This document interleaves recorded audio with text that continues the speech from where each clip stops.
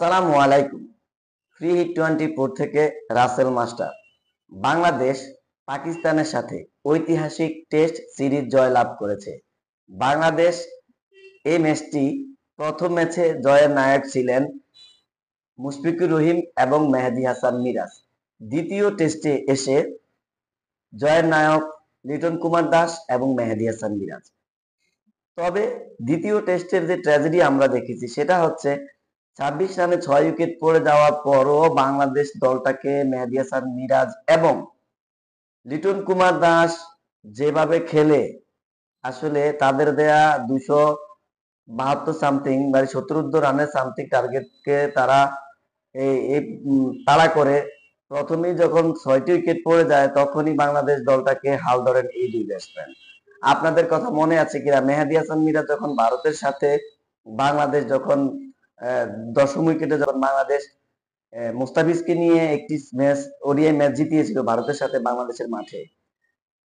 আসলে দেখেন সেই মেহেদী হাসান মিরাজকে টি-20 ওয়ার্ল্ড কাপে নেওয়া হয়নি এবং মেহেদী হাসান মিরাজকে আসলে যেই টি-20 ওয়ার্ল্ড কাপে কেন নেওয়া হয়নি যার দৃষ্টান্ত মেহেদী হাসান মিরাজ দেখিয়েছেন। সাকিব আল হাসানের পরে যদি কোনো অলরাউন্ডার বাংলাদেশে হয়ে থাকে বা বিশ্ব ক্রিকেটে এসে থাকে সেটা হবে মেহেদী হাসান মিরাজ। অলরেডি তিনি 10ম স্থানে অবস্থান করছেন বিশ্ব সেরা অলরাউন্ডারের র্যাঙ্কিং এবং তিনি যেই নাম্বারে ব্যাট করেন এই নাম্বারে অর্থাৎ 8ম নাম্বারে ব্যাট করতে নেমে টেস্ট ক্রিকেটের ইতিহাসে নাম্বার 1-এর অবস্থানে রয়েছেন বাংলাদেশের এই মেহেদী হাসান মিরাজ। অর্থাৎ বিশ্ব ক্রিকেটে তিনি 8ম নাম্বারে ব্যাটিং এবং বোলিং করা যেই প্লেয়ার তার মধ্যে তিনি নাম্বার 1-এ রয়েছেন। আর পাকিস্তানের সাথে যে টেস্ট ম্যাচ বাংলাদেশ খেলেছেন এটা দেখে মনে হয় না যে এটা পাকিস্তানের সাথে বাংলাদেশের টেস্ট ম্যাচ হয়েছে, মনে হয়েছে পাকিস্তানের সাথে যেন অস্ট্রেলিয়া খেলতেছে, এমন একটা অবস্থা। বাংলাদেশ এক ইনিংসে দেখেছি আমরা ফাস্ট বোলাররা 10টি উইকেট নিয়েছেন, মেহেদী হাসান মিরাজের 5 উইকেট দিয়েছেন, আমাদের হাসান মাহমুদ দিয়েছেন 5টি উইকেট। আসলেই বাংলাদেশ এই অনার্স বোর্ডেও তারা নাম লিখিয়েছেন। লিটন কুমার দাস তার ক্যারিয়ার সেরা রান করে ফেলেছেন।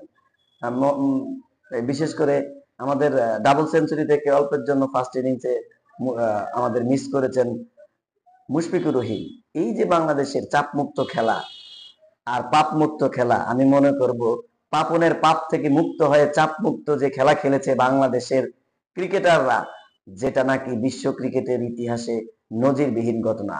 বাংলাদেশের পাপনের অধ্যায় অবসান ঘটতে না ঘটতেই বাংলাদেশ ক্রিকেটে যে সাফল্য এসেছে, আমি মনে করি বাংলাদেশ ক্রিকেট চাপমুক্ত থেকে এবং আমরা টেস্ট চ্যাম্পিয়নশিপে আমার মনে হয় ফাইনাল খেলার মতো আমরা দাবিদার, যেখানে আমাদের মমিনুল রয়েছেন, মুশফিকুর রয়েছেন, লিটন কুমার দাস ছন্দে রয়েছেন, সাকিব আল হাসান তার ক্যারিয়ারের শেষ পর্যায়ে এসে তিনিও জ্বলে উঠেছেন। তাকেও আবার দেখলাম আমরা মিথ্যা একটি হত্যা মামলার সাথে জড়িত করা হয়েছে। আসলে সাকিব আল হাসানকে যে রাজনীতি রোশানলে পড়ে তাকে হত্যা মামলা তার বিরুদ্ধে আমরা দেখেছি। আসলে তৎকালীন বা ক্ষমতাসীন দল আওয়ামী লীগ তাদের স্বৈরাচারী মনোভাব কায়েম করার জন্য এটা যেন খতিয়ে দেখা হয় সাকিব আল হাসান এবং মাশরাফি বিন মুর্তজাকে কি বল প্রয়োগ করে বা লোভ দেখিয়ে কোনো এই এমপিতে বা জাতীয় সংসদ নির্বাচনকে গ্রহণযোগ্যতা পাওয়ার জন্য কি দাঁড়ানো হয়েছে কি না, এটা আমি আসলে যারা কর্তা রয়েছেন সংশ্লিষ্ট কর্তৃপক্ষ তারা এটা খতিয়ে দেখবেন। আসলেই যদি হয়তো তিনি না দাঁড়াতেন হয়তো তার ক্যারিয়ার শেষ হয়ে যেত, এমন তো ঘটনা ঘটতে পারত। যাই হোক, টেস্টে আমরা জয়লাভ করেছি, আমাদের ক্রিকেট অনেক দূর এগিয়ে যাচ্ছে।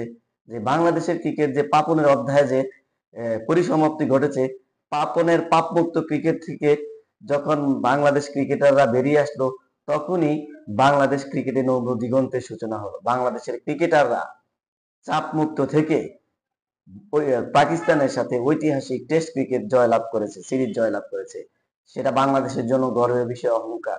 এবং আমি দেখেছি প্রধান উপদেষ্টা ডক্টর মোহাম্মদ ইউনূস স্যার তিনি তাদেরকে ডিনারে রেখেছেন।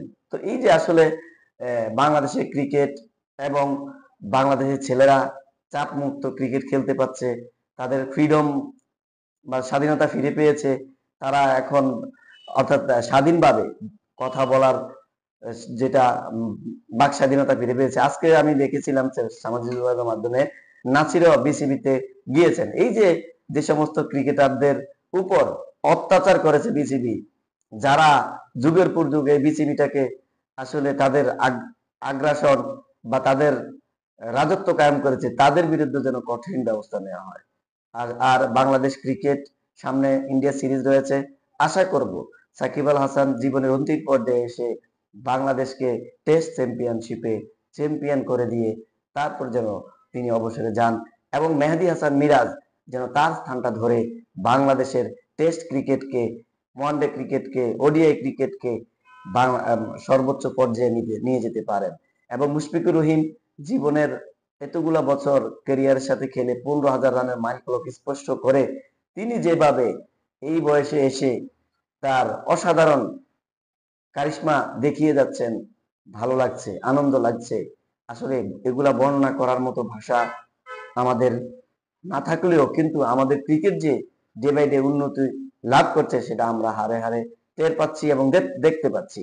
আশা করব বাংলাদেশে ক্রিকেট এগিয়ে যাবে অনেক দূর। বাংলাদেশে ক্রিকেটে যারা অবহেলিত ছিল তারা অবশ্যই তাদের যোগ্যতা মেধা দিয়ে অবশ্যই ফিরে আসবে। তারা ভালো ক্রিকেট খেলে অবশ্যই দলের সাথে ইনভলভ হবে। এই আশাবাদ ব্যক্ত রেখে ফ্রি হিট 24 থেকে আমি রাসেল মাস্টার বিদায় নিলাম। আল্লাহ হাফেজ।